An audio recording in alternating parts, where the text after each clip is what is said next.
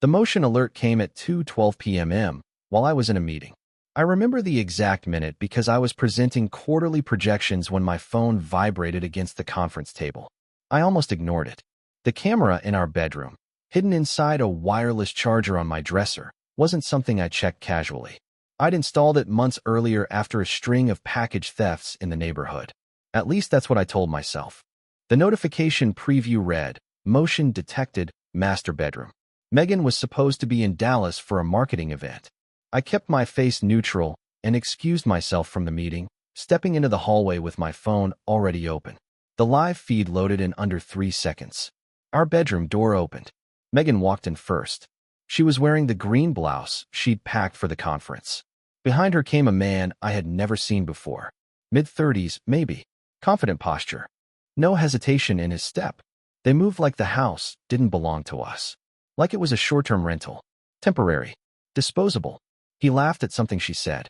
She touched his arm. Casual. Familiar. I didn't rewind. I didn't zoom. I didn't need to see more than the first few seconds. The way she closed the door with her foot while still facing him. The way her shoulders relaxed. That was enough. A strange calm settled over me. Not shock. Not rage. Just clarity. I knew, standing in that quiet office hallway with fluorescent lights humming overhead, that there was no going back to the version of my life I had this morning. My name is Ethan Cole. I'm 38 years old, and until that Tuesday afternoon, I would have told you my life was steady. We lived in a quiet suburb outside Austin. Not flashy, not gated, just a clean row of houses built in the early 2000s with trimmed lawns and Amazon packages on every porch. The kind of place where people waved but didn't ask too many questions. Megan and I ran a small online project together. It started as a side idea, digital marketing services for small brands that couldn't afford big agencies. Over time, it turned into something consistent. Not massive, but dependable. Retainers, launch campaigns, analytics reports. Enough to give us flexibility. From the outside, we looked efficient, balanced. We worked from home most days. Morning coffee at the kitchen island. Shared Google calendars.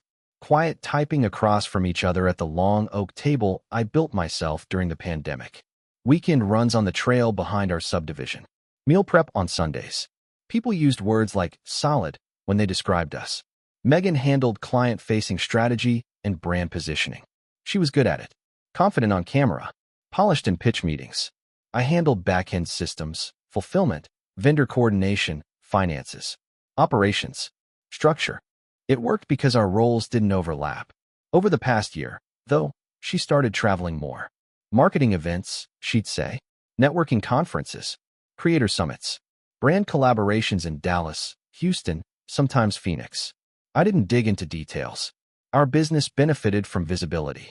At least that was the narrative. There were small oddities.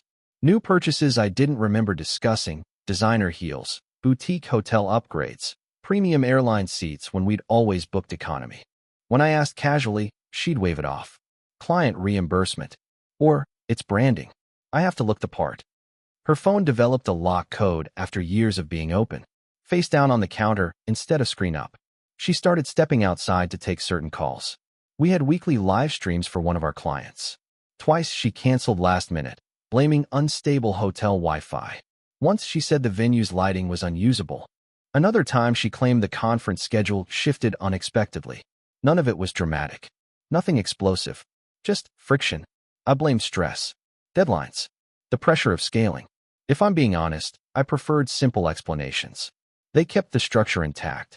I'm an operations guy. I look for system failures, not betrayal. Even intimacy shifted quietly. Not absent, just scheduled. Mechanical. Like something checked off between flights. But on paper, everything still aligned. Revenue steady. Clients renewing. Social media polished. Photos of her smiling in hotel lobbies. Badge around her neck. Captions about growth and gratitude. If someone had asked me that morning whether I trusted my wife, I would have said yes without hesitation. Because trust, to me, wasn't emotional. It was procedural. And up until 2:12 p.m., the procedure had never visibly failed. After the first recording, I didn't confront her. I didn't storm home. I didn't send a text. I didn't replay the clip more than once. I let it sit exactly where it was, stored, time-stamped, unedited. That afternoon, I returned to the meeting and finished my presentation. My voice sounded normal, maybe steadier than usual. When you remove confusion, things get efficient. On the drive home, I didn't rehearse arguments. I reviewed logistics. Megan was scheduled to land in Dallas at 6:40 p.m., according to the itinerary she'd forwarded me 2 days earlier. Her Instagram story that morning showed an airport lounge with a caption about 3 days of connection and growth. At 7:12 p.m., she FaceTimed me from what looked like a hotel room. Neutral decor. Generic art above the bed. Luggage open behind her. "Made it," she said, smiling. "Long day already." I watched her carefully. The lighting was warm. No background noise. Controlled framing. "How was the flight?" I asked. "Delayed. You know how it is." I nodded. I didn't mention that at 2:12 p.m. she had been standing in our bedroom in Austin. Instead, I said, "Send me the conference schedule when you get a minute. I want to update billing projections." She hesitated half a second. "Sure." After we hung up, I pulled up the recording again. This time I watched the full clip. 43 minutes. They didn't rush. They didn't whisper. They moved with the ease of repetition. When it ended, she adjusted the charger on the dresser without realizing what it was. Then they left. I exported the file to a secure folder, labeled it only with the date. That night, I opened our shared calendar. Her event was listed as Southwest Digital Growth Summit, Dallas Convention Center. I searched the event website. The summit existed, but the speaker lineup didn't include her name. The schedule showed sessions ending at 5 p.m. daily. No late-night mixers at private residences. Next, I checked her recent location tags on social posts. 3 different captions over the past month. 3 different cities. The hotel lobby carpet pattern was identical in 2 of them. I zoomed in. Same abstract red and gray swirl. Same brass railing behind her shoulder. Not random. Repeated. The following morning, I reviewed our credit card statements. Flights booked, but 2 hotel charges in Austin during those same conference windows. Paid from an account I didn't recognize at first glance. I didn't accuse. I aligned. Calendar entries. Card charges. Location metadata. Timestamps on the recordings. What had felt like isolated oddities started forming structure. Patterns repeating under different names. I stopped searching for explanations that preserved us. I started searching for consistency. By the 3rd day, the emotional shock had receded. In its place was something more stable. Observation. I realized I wasn't trying to prove she was cheating. That part was already confirmed. I was trying to understand the scale. And scale requires distance. I stopped asking questions. That was the first visible change. Before, I would have asked how her panel went, whether attendance was strong, if she met anyone promising. I would have asked about travel delays, hotel food, client leads. Now I kept it short. "How was your day?" "Busy." "Good." That was the extent of it. If you've made it this far, this story clearly caught your attention. If you're enjoying it, drop a like on the video. It helps me see what kind of stories you want more of next. Let's keep going. When she returned from Dallas, she carried the same carry-on she'd left with. No conference swag. No branded lanyard. No printed schedules or notebooks. Just laundry and a calm expression. I helped her bring the suitcase upstairs. She kissed my cheek in the hallway. "Missed you," she said. Her tone was natural. Practiced, maybe, but not forced. I nodded once. "Yeah." That night, she talked for 20 minutes about breakout sessions and networking dinners. I listened without interrupting. I didn't challenge details. I didn't correct timelines. Internally, though, something had already shifted. I wasn't measuring her words against belief anymore. I was measuring them against evidence. When someone lies casually, they rely on your emotional reaction to distract from inconsistencies. I gave her nothing to work with. My voice stayed calm and even. My posture stayed open. I didn't withdraw physically. I didn't create visible distance. But emotionally, I had stepped back several feet. I stopped proposing weekend plans. Stopped suggesting new restaurants. Stopped initiating conversations about expanding the business. If she noticed, she didn't mention it. Internally, I had accepted a version of the truth that didn't require emotional confirmation. I didn't need her to admit anything for it to be real. That acceptance removed urgency. There was no impulse to fix the marriage. No late-night Googling about rebuilding trust. No speeches forming in my head. I wasn't interested in repair. I was interested in clarity. I started sleeping lighter. Not restless, alert. The camera remained in place. I adjusted the motion sensitivity slightly, increased storage retention.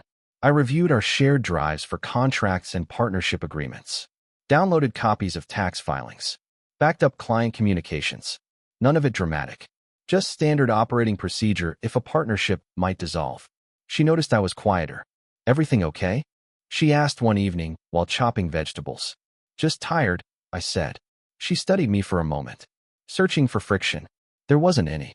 That unsettled her more than anger would have. A week later, she mentioned another upcoming event. Phoenix this time. I opened our calendar and added it without comment. "Want to come?" she asked casually. "No," I said. "You've got it handled." She smiled, relieved. What she didn't see was that my detachment wasn't passive. It was structural. When a building shows signs of hidden damage, you don't start repainting walls. You evaluate the foundation. And I had already begun separating what was shared from what was solely mine. Emotionally, I wasn't reacting anymore. I was reallocating. By the time she left for Phoenix, I no longer felt betrayed in the traditional sense. I felt informed.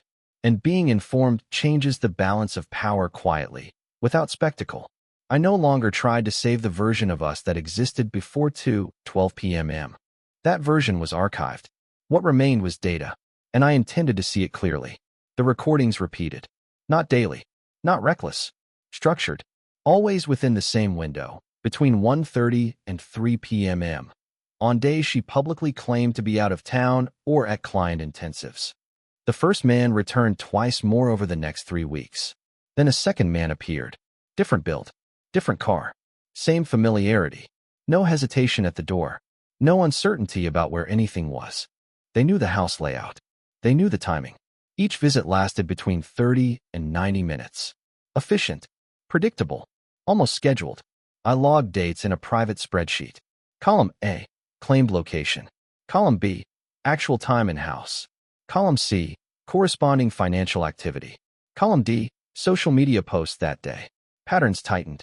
On one Thursday, she posted a photo from what she captioned as a Phoenix mastermind session. The background showed a white brick wall and a neon sign reading "Create relentlessly." I paused the bedroom footage from earlier that same afternoon. Through our window reflection, faint but visible, was the same neon glow. She had staged the post locally. I checked bookings. The Phoenix flight existed, but it had been canceled and converted to airline credit. The hotel confirmation email had been forwarded to herself from an alternate address, paid with a debit card tied to an account that wasn't listed in our shared financial dashboard. I traced it. Separate checking account. Opened 9 months ago. Small deposits at first, then larger transfers labeled as consulting adjustments. Our business name appeared in transaction memos for payments that didn't correspond to any client invoice I recognized. That concerned me more than the affairs. One supposed conference venue listed in her expense report turned out to be a rentable photo studio in North Austin. Available by the hour. Perfect for staged branding content. I drove by it one afternoon under the pretense of picking up materials. The building matched the interior shots from her posts. The truth expanded beyond personal betrayal. She wasn't just lying about men. She was misrepresenting business activity. The recordings continued. Third man. Fourth. Different faces. Same time window. Same confident entry. Once, I watched her check her watch midway through and say, "He's definitely at work until 5. That line stayed with me. Definitely. I confirmed my office security logs for those days. She had learned my schedule precisely enough to calculate margins. I didn't respond emotionally. I archived. Video files were backed up to encrypted storage. Financial statements downloaded monthly. Client contracts cross-referenced with her claimed travel. I printed nothing. I confronted no one. Silence has a way of building pressure without noise. At dinner, she asked casually, "Do you think we should expand into influencer partnerships?" "Not yet," I said. "Let's stabilize." She nodded, unaware that stabilization was exactly what I was doing, just not for growth. One afternoon, while reviewing a booking confirmation she'd left open on her laptop, I noticed the billing address attached to the rental studio. It wasn't ours. It was the separate account. The scale became clear. This wasn't impulsive. It was operational. And operations, when built on false reporting, collapse on documentation. I didn't feel anger watching the recordings anymore. I felt distance. The tension in the house shifted, not outwardly, but structurally. She grew slightly more attentive, more affectionate in small, measured ways, perhaps sensing drift. But the more she adjusted behavior, the clearer the baseline deviation became. Observation removed confusion, and confusion had been the only thing protecting her version of reality. By the end of that month, I wasn't guessing. I wasn't speculating. I had timelines, evidence, financial separation points.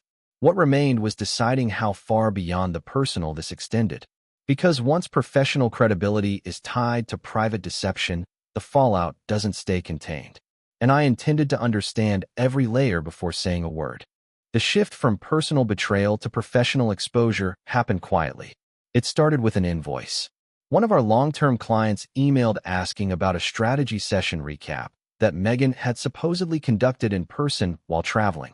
The client referenced a workshop in San Antonio, slides presented under our company banner. I checked our shared drive. There was a slide deck, branded correctly, dated accurately, but the metadata showed it had been created in our home office the same afternoon she claimed to be on site. I asked the client casually for feedback details. They replied with enthusiasm. The private roundtable afterward was especially valuable. Loved the smaller group. Private roundtable. I searched the venue listed on the invoice. It wasn't a hotel conference room. It was a short-term co-working suite rented by the hour. The rental confirmation was billed to the separate account. Our business name had been used as the booking entity. That was the first clear overlap. What she had framed as marketing travel was being used to host private sessions under our brand, without my knowledge of participants or content. I reviewed payments linked to those dates. Some deposits had bypassed our primary business account entirely, transferred instead into the secondary checking account before small sums trickled back labeled as consulting distribution. She wasn't just hiding personal activity. She was creating parallel revenue streams. Under our name, I mapped it. Timeline on the left. Client invoices in the center. Travel claims on the right.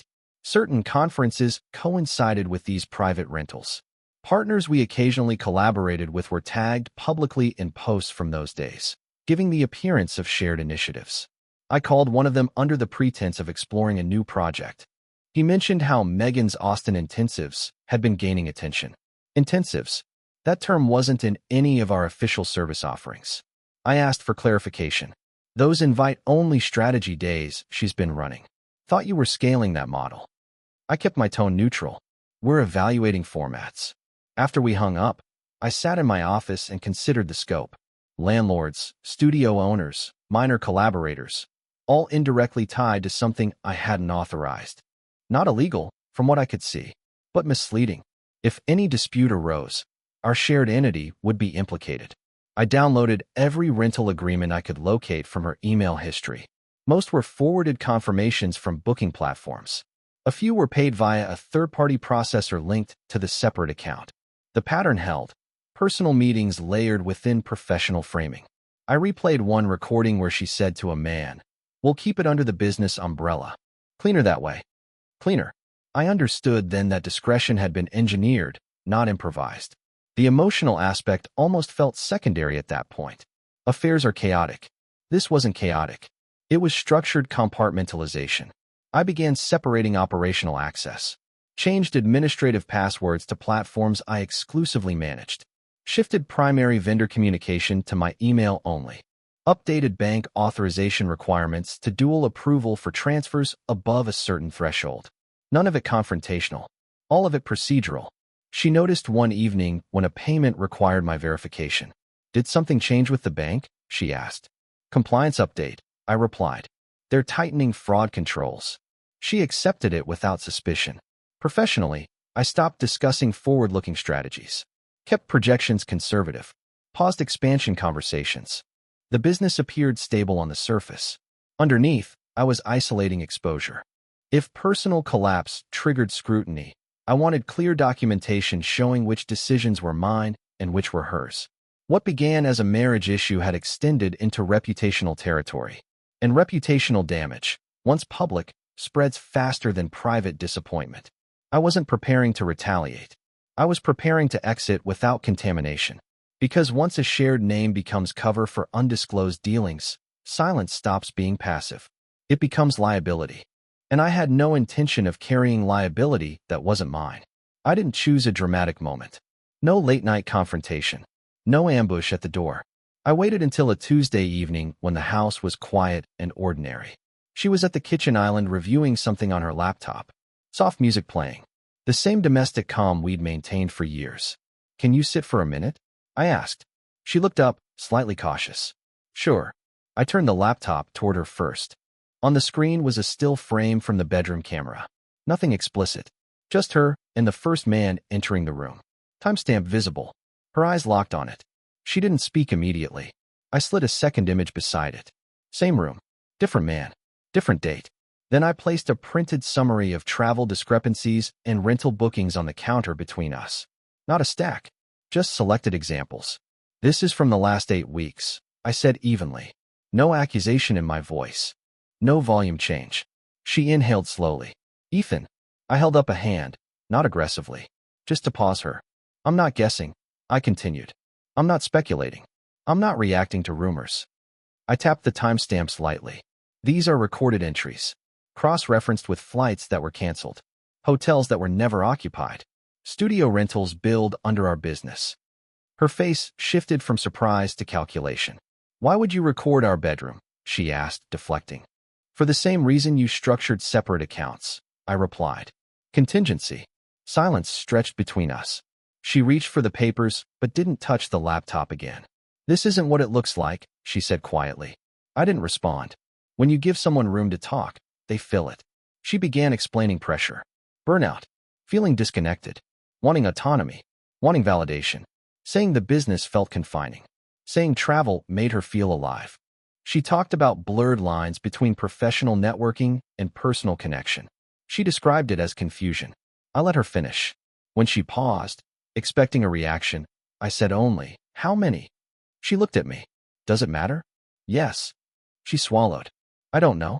A few." The answer aligned with the recordings. "And the separate revenue?" I asked. "That was just diversification. I didn't want to burden you with experimental models until they were stable. Under our name. Without disclosure." I nodded once. "I've separated operational access," I said calmly. "Bank approvals now require both signatures. Vendor contracts have been reassigned. I've backed up all financial records." She blinked, realizing the timeline. "You've been planning this," she said. "I've been observing." The distinction mattered. She tried a different angle. "Are you going to tell people?" "No."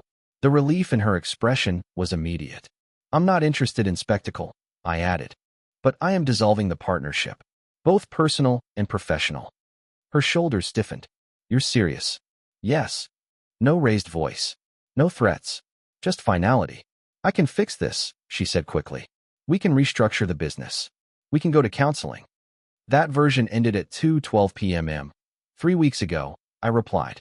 She looked confused. "I don't need you to confess further," I continued. "I needed confirmation of scale. I have that." Her eyes drifted back to the still frame on the screen. The quiet in the room felt heavier than shouting ever would have.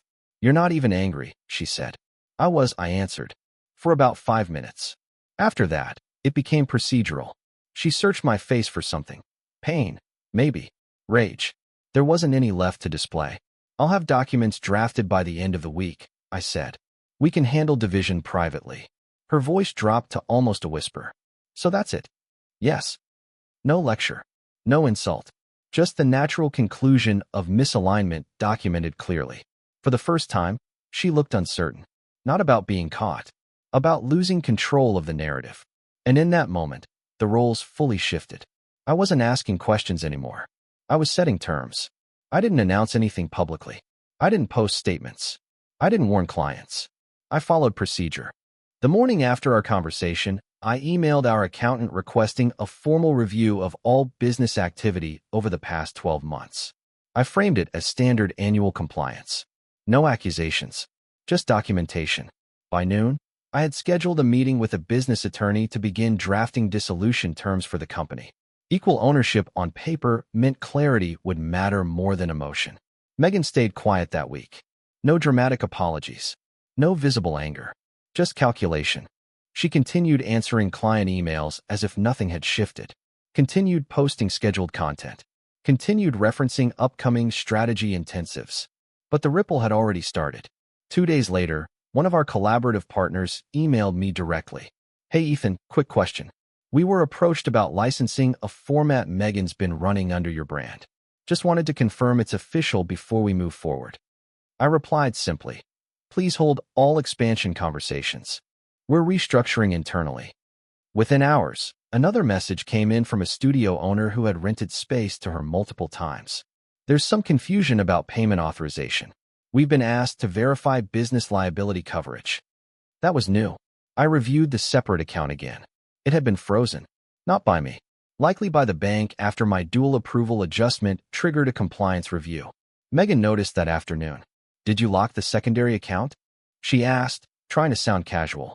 I consolidated access for audit, I said. It's temporary. It wasn't. By Friday, the accountant called.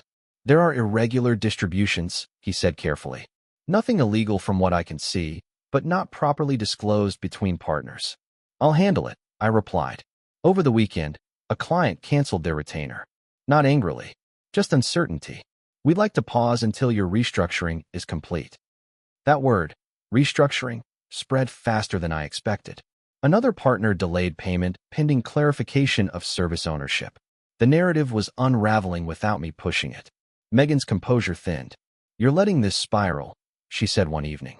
We can fix it if you just present a united front.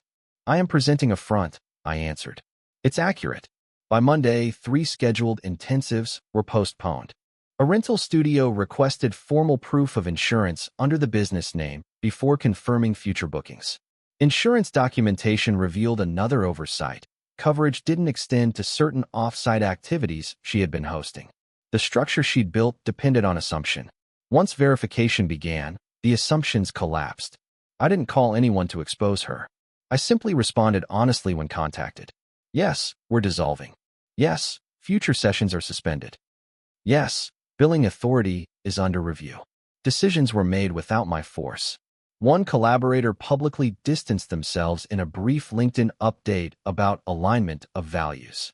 The comments section filled with speculation I didn't engage in. Megan stopped posting by midweek. The business account traffic slowed. Revenue projections dipped. She accused me once, quietly, of sabotage. You could have protected us, she said. I protected myself, I replied. By the end of that month, we filed formal dissolution paperwork. The project we had built over 5 years shut down in less than 4 weeks. Not explosively, systematically. There was no dramatic collapse. Just administrative gravity pulling unstable pieces apart. I documented every step, signed every necessary form, transferred client files to secure archives, closed vendor accounts, canceled subscriptions. We informed clients with a neutral statement about strategic realignment. No blame, no explanation. The unraveling wasn't fueled by confrontation. It was fueled by verification. And once verification enters a structure built on selective truth, momentum handles the rest. I didn't celebrate. I didn't mourn publicly. I followed process. Because when something collapses under its own inconsistencies, you don't need to push. You just step aside and record the timeline accurately. The paperwork took 6 weeks. 6 weeks of signatures, asset disclosures, and calm emails between attorneys who had no interest in our history, only our holdings. We agreed to divide personal assets evenly. The house went on the market. Neither of us argued for it. Too many recorded afternoons in that bedroom to pretend it still meant stability. I kept my retirement accounts.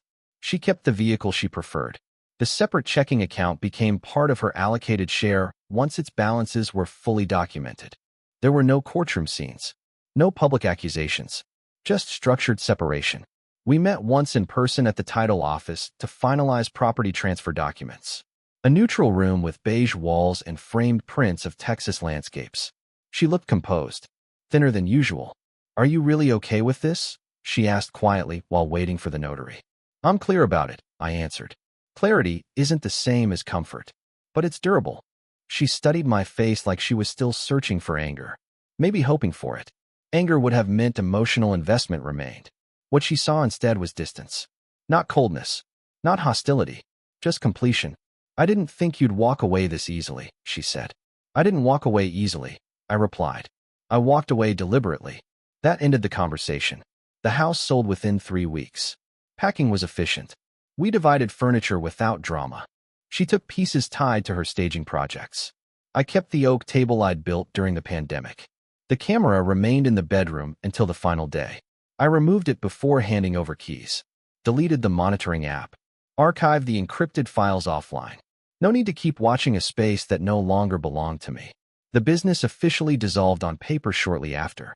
Our accountant sent final statements. Taxes allocated proportionally. Vendor accounts closed. Clients had already moved on. Professionally, my reputation remained intact because I never misrepresented my role. Documentation showed clear operational separation. A few former partners reached out privately. "You handled that quietly," one said. "There wasn't anything to announce," I replied. I rented a small townhouse on the north side of the city. Functional. Clean lines. No shared history. The first night there, the silence felt different. Not empty. Uncomplicated. I slept without checking motion alerts. Without replaying timestamps. Without aligning inconsistencies. There was no victory in it. No satisfaction. Just absence of distortion. Sometimes one accurate observation ends a long illusion. Not because it destroys something valuable, but because it reveals that what you thought was solid had already shifted beneath you. Megan texted once, weeks later. "I hope you're okay." I responded hours after reading it. "I am." That was true. Not because the experience didn't matter, but because I didn't try to carry more than what was mine. I left without speeches, without posting explanations, without correcting rumors. People build their own narratives when silence exists. I didn't need to manage that. I had managed the only part that required precision, my exit. And when the final wire transfer cleared and the last shared account closed, I felt something simple. Not relief, not triumph. Stability, which is quieter than both, and far more sustainable. Time passed the way it always does, quietly, without asking permission. I moved to a smaller city 2 hours north. Not to escape anything, just to reset patterns. New grocery store, new running trail, new coffee shop where no one knew my history. I took a position with an operations firm managing internal systems for mid-sized companies. Clear contracts, defined scopes, no blurred lines. I don't check cameras anymore. There's no hidden device in a charger. No motion alerts waiting to interrupt a meeting. If something feels off now, I look directly. I ask directly. Or I leave directly. What I learned wasn't about betrayal. It was about attention. Small inconsistencies matter. Repeated patterns matter more. Silence between facts tells you more than dramatic explanations ever will. I don't replay the recordings. They serve their purpose. Sometimes clarity costs you the structure you've grown used to. But once you've seen misalignment plainly, pretending becomes heavier than walking away. Life continues. Mornings still start with coffee. Work still requires focus. Evenings are quieter, but not empty. I'm not suspicious, just observant. And I've learned that stability doesn't come from believing everything is fine. It comes from being willing to see when it isn't. That's the end of this story. If you made it all the way here, consider subscribing to stay with us. I've placed a couple of recommended videos on screen for you. Pick one and keep watching. I'll see you in the next story.